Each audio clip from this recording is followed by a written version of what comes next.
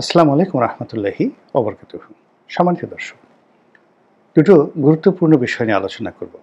প্রথম বিষয়টি হলো যে বিএনপির এই মুহূর্তের শীর্ষ নেতা এবং সবচেয়ে ইনফ্লুয়েন্সিয়াল প্রভাবশালী নেতা তিনি হঠাৎ করে লন্ডন যাত্রা করেছেন। এরকম একটি খবর গণমাধ্যমে এসছে। আমি একেবারে শতভাগ নিশ্চিত হতে পারছি না, কিন্তু যেহেতু দায়িত্বশীল পত্রিকাগুলো রিপোর্ট করেছে, ধরে নেওয়া যেতে পারে যে তিনি লন্ডনে যাচ্ছেন। কেন যাচ্ছেন? জনাব তারেক রহমান সাহেবের সাথে আলোচনা করার জন্য। তো এখন এই আলোচনা কেন?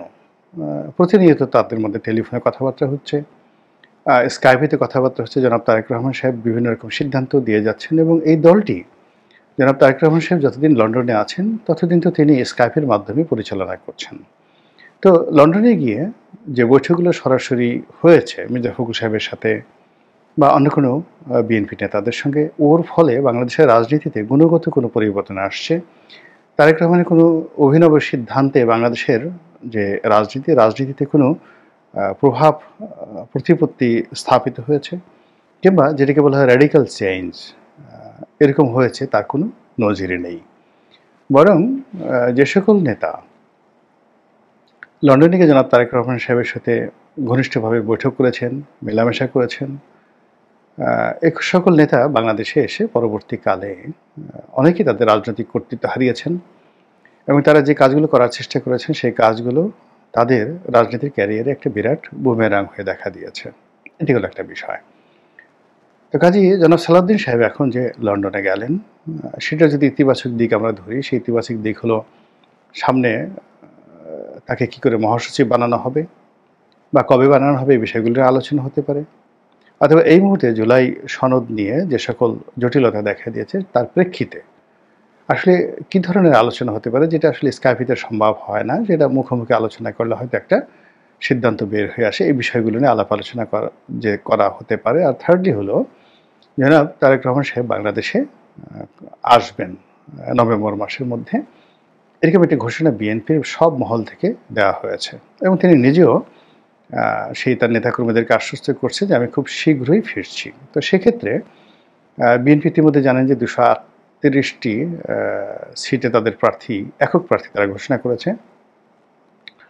নির্বাচনের জন্য একেবারে আটঘাট বেঁধে তারা মাঠে নেমেছে এবং এই যে 238 জন প্রার্থীকে যাদের নাম ঘোষণা করে দেওয়া হলো, তারা স্ব নির্বাচনী এলাকাতে গিয়ে এখন মিছিল করবেন, মিটিং করবেন, নির্বাচনের আমেজ গড়ে তোলার চেষ্টা করবেন।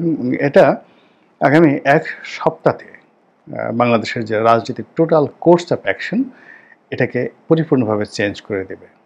কীভাবে দেবে সেটা আমি একটা ভিন্ন ভিডিওতে বলবো।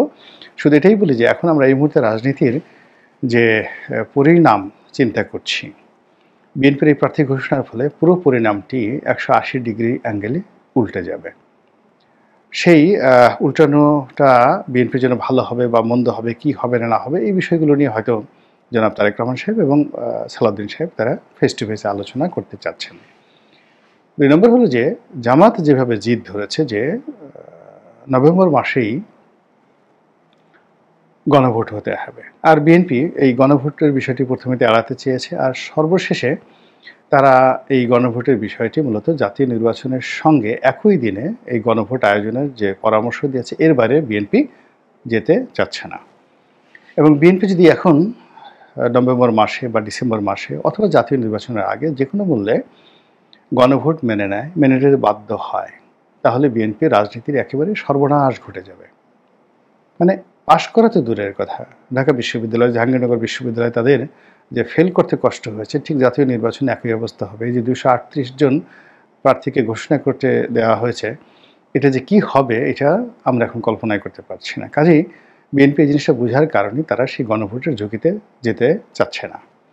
2 নম্বর হলো যদি গণভোট না হয়, বিএনপি, জামাত এবং অন্যান্য শক্তিগুলো মুখোমুখি দাঁড়ায় এবং এখানে সরকারের যারা কর্তা ব্যক্তি তারা যদি শতরঞ্চির চাল চালে, তাহলে সেক্ষেত্রে বড় দল হিসেবে বিএনপি সবচেয়ে বেশি ক্ষতিগ্রস্ত হবে এবং আইনশৃঙ্খলা অবস্থা যদি খারাপ হয়ে যায়, তাহলে তৃতীয় শক্তি, চতুর্থ শক্তি, নানা রকম যে শক্তির কথা আমরা শুনছি, যে 111, 211, -2, -3 যে সকল তথ্য আমাদেরকে আতঙ্ক ছড়াচ্ছে, সেইগুলো আরও প্রকট আকার ধারণ করবে।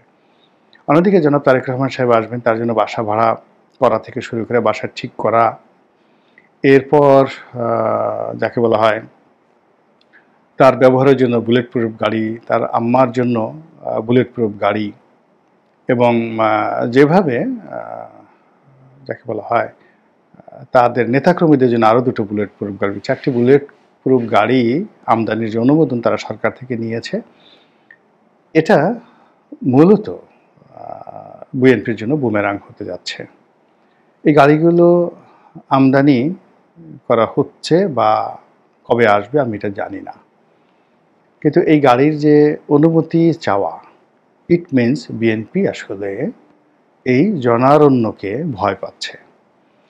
তাদের উপর বুলেট চালানো হতে পারে, তাদের উপর বোমা চার্জ করা হতে পারে, এবং তাদের যে নেতৃবৃন্দ যারা রয়েছেন, শীর্ষ নেতৃবৃন্দ, তাদের জীবনের উপর ঝুঁকি রয়েছে।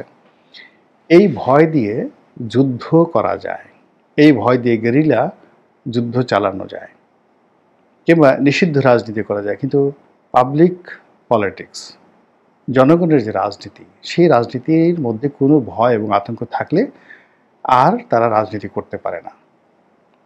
এখন ধরেন রাষ্ট্রে যখন তারেক রহমান সাহেব প্রধানমন্ত্রী হবেন, তখন তো রাষ্ট্রই তাকে বুলেট প্রুফ গাড়ি দেবে, জেড ক্যাটাগরির সিকিউরিটি দেবে, কিন্তু আমাদের পাক ভারত উপমহাদেশে বিরোধী দলে থেকে সরকারি অনুমোদন নিয়ে বুলেট প্রুফ গাড়িতে করে জনগণের মধ্যে গিয়ে সেখান থেকে নেমে তারপরে নির্বাচনে জয়লাভ করে রাষ্ট্র ক্ষমতায় গিয়েছে, এটার একটা সিঙ্গেল উদাহরণ এই বাংলাদেশে নেই। বরং যারা জানতেন যে এইরকম ঘটনা ঘটতে পারে, যেমন বেনজির ভুট্টো, তিনি জানতেন যে তার উপর আক্রমণ হতে পারে, এমনকি পাকিস্তান সরকার তাকে সতর্ক করেছিল, পাকিস্তান সেনাবাহিনী তাকে সতর্ক করেছিল, কিন্তু সেটা ঝুঁকি নিয়েই তিনি কিন্তু জনগণের মধ্যে গিয়েছেন এবং সেভাবে তিনি মারা গিয়েছেন।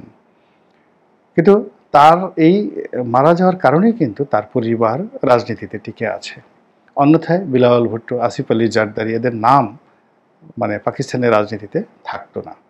এইভাবে আসলে জনগণের মধ্যে ব্যারিকেড তৈরি করে, দেয়াল তৈরি করে, নিরাপদ দূরত্ব থেকে আসলে জনগণের রাজনীতি হয় না। স্কাইপের যে রাজনীতির যে সফলতা, বা ইন্টারনেটে তিনি যেভাবে দলীয় নেতাকর্মীদের সাথে যোগাযোগ করেছেন, এটা জনগণের মন এবং মননে তার ব্যাপারে কতটা প্রভাব তৈরি হয়েছে, তার ব্যাপারে কতটা ইতিবাচক বিষয় তৈরি হয়েছে, এটা তিনি বুঝতে পারবেন যখন জনগণের সঙ্গে তার সরাসরি কর্মদন, সরাসরি যোগাযোগ এবং অবাধে জনগণ তার কাছে যেতে পারবেন, তিনি জনগণের কাছে অবাধে যেতে পারবেন। কিন্তু তিনি যদি বুলেট প্রুফ গাড়ির মধ্যে থাকেন, তারপর সেখান থেকে হাত নাড়ান এবং কোনো মতে মাথাটা উঁচু করেন, আবার একটু 1 মিনিটের মধ্যে সেখানে মাথা নুয়ে ফেলেন, এরকম 2-3টি ঘটনা ঘটার পরেই জনগণ তার থেকে মুখ ফিরিয়ে নেবে। এটাই বাংলাদেশের বাস্তবতা। তো এই যে বুলেট প্রুফ গাড়ির কেনা, ধারণা, চিন্তা, চেতনা, এটি বিএনপির যে গণমুখী রাজনীতি, সেই গণমুখী রাজনীতিকে অনেক ধাপ পিছিয়ে দিল। আর বিএনপির নেতাকর্মীদের যে সাহস শক্তি, এমনকি জনাব তারেক রহমান সাহেবের যে ব্যক্তিগত সাহস শক্তি, এই সাহস শক্তিটাকে একেবারে বলতে গেলে শূন্যতে নামিয়ে আনা হলো এই বুলেট প্রুফ গাড়ির মধ্যে। রাষ্ট্রের একটা কতগুলো কৌশল রয়েছে, প্রতিপক্ষের কৌশল রয়েছে। আপনি যত ভয় দেখাতে পারবেন, ততই আপনি রাজনীতিতে, ব্যবসা বাণিজ্যে, সব ক্ষেত্রে সুবিধা লাভ করতে পারবেন। এমনকি আপনি যদি কোনো ফ্যাক্টরি বা কোনো শিল্প কলকারখানার মালিক হন, আপনি যদি আপনার স্টাফদের মধ্যে একটা আতঙ্ক তৈরি করে ফেলতে পারেন, তাহলে কিছুদিনের জন্য আপনি একেবারে জাস্ট লাইক এ কিং, সেভাবে আপনার ব্যবসা প্রতিষ্ঠান চালাতে পারেন। কিন্তু দীর্ঘমেয়াদে এটা সম্ভব হয় না। আর এখানে যারা এই কাজগুলো করে, মানে এই আতঙ্ক তৈরি করে, আলটিমেটলি তারাই সেই ফাঁদে মানে ফাঁদের মধ্যে পড়ে যায়। এখন এখানে বিএনপি যদি নিজেদেরকে শ্রেষ্ঠ মনে করার জন্য, উত্তম মনে করার জন্য এই কাজ করে থাকেন, তাহলে এটার দায় বিএনপিকে নিতে হবে। আবার অন্যদিকে যদি সেটা আওয়ামী লীগের কারণে হোক, জামাতের কারণে হোক, বিএনপি ভয় পেয়ে এই গাড়িগুলো কিনে থাকে, সেটাও বিএনপির জন্য বুমেরাং হয়ে পড়বে, মারাত্মক বুমেরাং হয়ে পড়বে। এবং বিএনপির এই প্রস্তুতি দেখে বিএনপি যারা প্রতিপক্ষ, তারা হাসবে, ঠাট্টা করবে, টিটকারি করবে। দ্বিতীয়ত, এই যে তারেক রহমান সাহেব যে বারবার আসতে চাচ্ছেন, তিনি যদি এখন না আসে নভেম্বর মাসে, তাহলে এটা তার জন্য হিতে বিপরীত হবে। আবার যদি নির্বাচন ফেব্রুয়ারি মাসে না হয়, কোনো কারণে 1টি মাসও যদি পিছিয়ে যায়, 2টি মাসও যদি পিছিয়ে যায়, বিএনপি নেতাকর্মীদেরকে ধরে রাখা যাবে না। এবং এই যে 238 জন প্রার্থীর নাম ঘোষণা করা হলো, তারা প্রত্যেকটা মানুষই এই যাকে বলা হয় ঠাট্টা মশকরা বা ট্রলের শিকার হবেন এবং তারা অনেকে দেউলিয়া হয়ে যাবেন। নির্বাচনের বাকি এখনও নভেম্বর, ডিসেম্বর, জানুয়ারি, ফেব্রুয়ারি 4 মাস। এই 4 মাসে যারা প্রার্থী হিসেবে মনোনীত হয়েছেন তাদেরকে প্রতি সপ্তাহে নির্বাচনী এলাকায় যেতে হবে এবং বড় বড় মিছিল করতে হবে, মিটিং করতে হবে এবং এই নির্বাচনী কার্যক্রম 4 মাস যদি চালাতে হয় তাহলে এক একজনের কোটি কোটি নয়, কারো কারো ক্ষেত্রে শত শত কোটি টাকা খরচ হয়ে যাবে। সব প্রার্থী তো ধনী নয়, তারা এই টাকা আদায় করবে কোত্থেকে? চাঁদাবাজি করে, তারপর শেষে বিভিন্ন লোকের কাছে নিয়ে। এই যে 238 জন প্রার্থী এই মুহূর্তে তারা রীতিমতো দেউলিয়া হয়ে যাবে এবং এই কাজ তাদেরকে যে প্রভোগ করে করা হয়েছে। জামাত ইতিমধ্যে 300 আসনে তাদের প্রার্থী ঘোষণা করেছে, কিন্তু তারা যেইভাবে কাজ করছে, ট্র্যাডিশনালি বিএনপি তো সেইভাবে কাজ করতে পারবে না। বিএনপি কাজ করছে আওয়ামী লীগের মধ্যে। তারা যখন এই প্রার্থী যাবে, এই প্রথম দিনে যখন যাবে, অ্যাটলিস্ট সব প্রার্থীর জন্যই 100, 200, 300 করে গেট তৈরি হবে, মিছিল হবে, হুন্ডা আসবে, খাওয়া হবে, ভোজ হবে। এক একটা প্রোগ্রাম হবে নেতার, সে এক একটা প্রোগ্রামে মিনিমাম 10 লাখ, 20 লাখ, 50 লাখ টাকা খরচ হয়ে যাবে। এই টাকা কোত্থেকে আসবে? এই ভঙ্গুর অর্থনীতিতে। ফলে ডিসেম্বর পর্যন্ত, এই নভেম্বর এবং ডিসেম্বর, এই 2টা মাস পর্যন্ত, নির্বাচনের তফসিলের আগ পর্যন্ত এই টেমটা যদি বিএনপি ধরে না রাখতে পারে, এই প্রার্থী ঘোষণাটা বিএনপির জন্য বুমেরাং হয়ে যাবে। প্রার্থী যদি এলাকাতে যায়, লোকজন যদি না আসে, লোকজন বলবে আর ভোট পাচ্ছে না। আর জামাতের ভোট বা এনসিপির ধরলাম না, জামাত এবং আমি দক্ষিণাঞ্চলের কথা বলতে পারি, যেমন আমার এলাকাতে জামাতের যে ভোট আছে গলাচিপা দশমিনাতে, তার সঙ্গে চরমোনাইয়ের ভোট আছে। আপনি যে কোনো একটা যাকে বলা হয় মানুষকে দাঁড় করিয়ে দেন, চোখ বুঝে জামাত এবং চরমোনাইয়ের যারা লোকজন আছে একেবারে গুনে গুনে সেই ভোটগুলো দিয়ে আসবে, একটাও কম বেশি হবে না। কিন্তু বিএনপির ভোট তো সেটা না। বিএনপির যদি ভোট কাউন্ট হয় 20,000, 40,000 লোকের মহড়া তাকে দেখাতে হবে। এটাই তাদের রাজনীতির ট্র্যাডিশন। তো এই যে যা কিছু হচ্ছে বা হলো, আমার কাছে মনে হচ্ছে যে বিএনপির এই যে প্রার্থী ঘোষণা, এই প্রার্থী ঘোষণাটা যদি 2024 সনের এই নভেম্বর মাসে করা হতো, 2024 সনের নভেম্বর মাসে করা হতো, সরকার সেই 2025 সনের ডিসেম্বরে অথবা 2025 সনের 2024 সনের ডিসেম্বরে অথবা 2025 সনের ফেব্রুয়ারি মাসে নির্বাচন দিতে বাধ্য হতো। 2 নম্বর হলো যে এই প্রার্থীরা এখন তাদের অনেকের বিরুদ্ধে চাঁদাবাজি, তারপরে অনিয়ম, দুর্নীতি, এগুলোর অভিযোগ আসছে এবং অনেকে তাদের এলাকাতে তাদের যথেষ্ট জনপ্রিয়তা হারিয়ে ফেলেছে।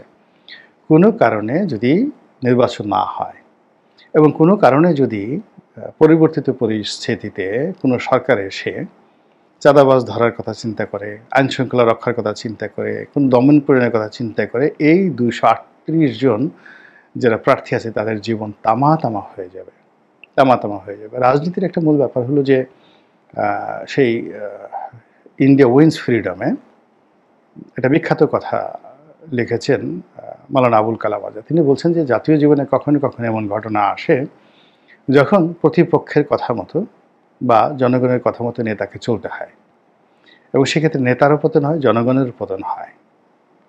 আর যখন নেতা এমন একটা অবস্থায় থাকে, নেতা যেভাবে বলবে ওভাবেই সবাই সিদ্ধান্ত নেবে এবং সেটাই জনগণের জন্য কল্যাণ করা হয়, নেতার জন্য কল্যাণ করা হয়।